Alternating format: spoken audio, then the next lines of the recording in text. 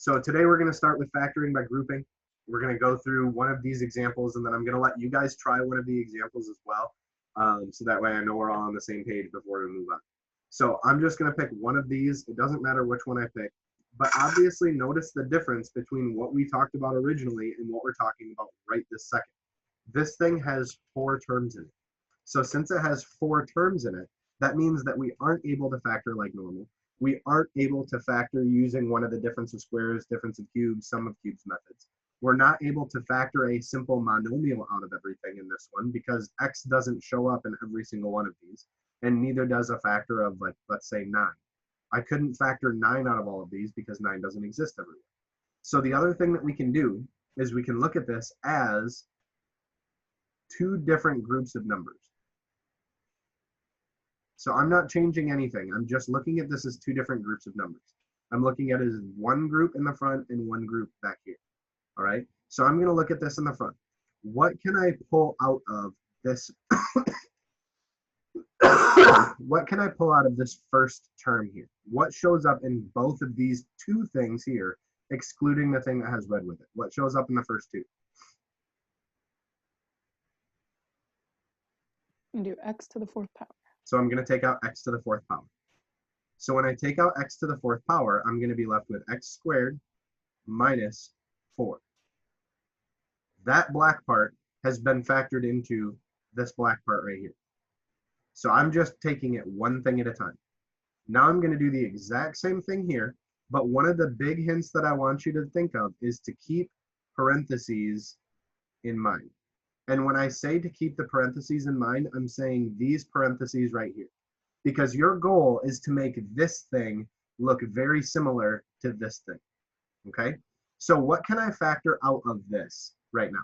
What can I factor out of negative 9x squared plus 36? Negative 9. I could factor a negative 9 out, right? Now I could factor a negative 9, or I could factor a positive 9. Now, I'm gonna say right now, let's say we didn't see the negative 9, because I'm sure that some of you understand why we're doing the negative 9. So I'm just gonna pretend that we didn't see that. And I'm gonna say we're factoring out a positive 9.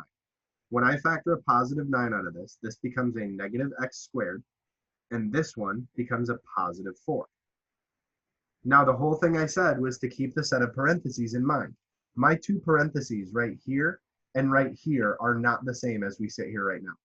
My goal is to try to get them to be the same. And I'm sure that's why somebody just said factor out a negative 9, because they were looking at that. Right now, these 2 terms are not the same. This one's positive, this one's negative, this one's positive, this one's negative. So that being said, I want to factor out a negative to get those signs to flip. So we're going to factor out a negative 9 instead of a positive 9. So negative 9. And then when I factor a negative 9 out of this, negative 9x squared divided by negative 9 is going to give me a positive x squared. And then 36 divided by negative 9 is going to give me negative 4. And now if you look, we have created the exact same set of parentheses. So now this is called the grouping method because we have grouped these things together. And now we are going to group this next part together. So I'm going to group parentheses and non-parentheses. So what I'm going to do is I'm going to put these 2 things in a group together. And I'm going to put these 2 things in a group together. So I'm going to put the x to the 4th and the negative 9 together. So x to the 4th minus 9. And then I'm going to put the other thing together as well.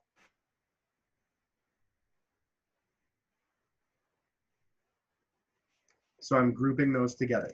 And the real reason I'm able to do that, if you're confused or if you want to know why I'm able to do that, essentially what I'm doing is I'm factoring an x squared minus 4 out to the front.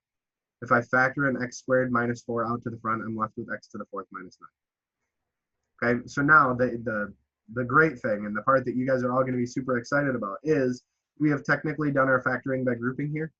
But now, notice we have a perfect square and a perfect square. We have a perfect square and a perfect square.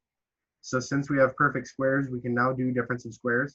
So the square root of x to the 4th is x squared. The square root of 9 is 3. So x squared plus 3 and x squared minus 3. For the second one, the square root of x squared is x, and then -4, so the square root of 4 is 2, so plus 2, and x minus 2.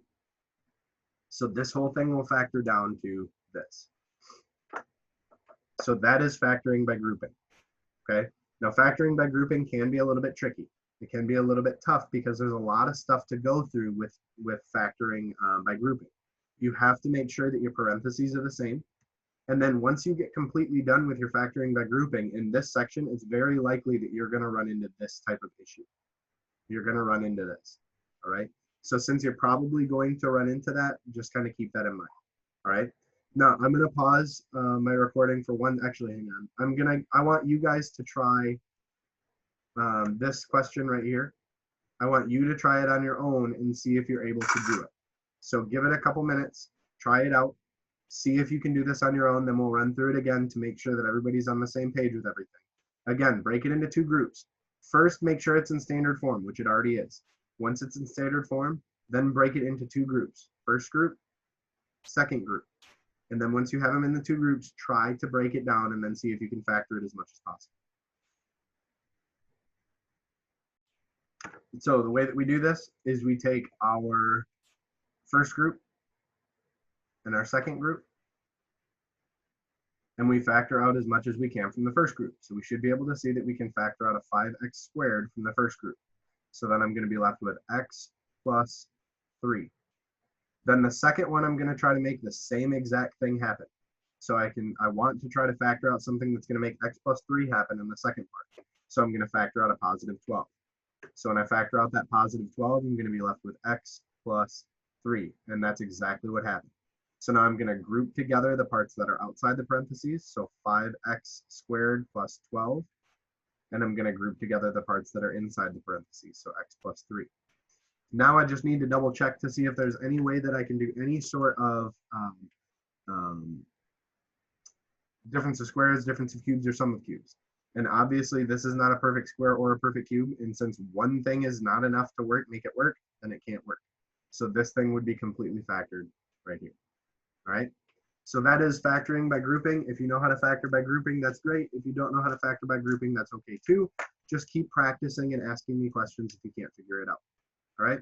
So I'm going to stop my recording here.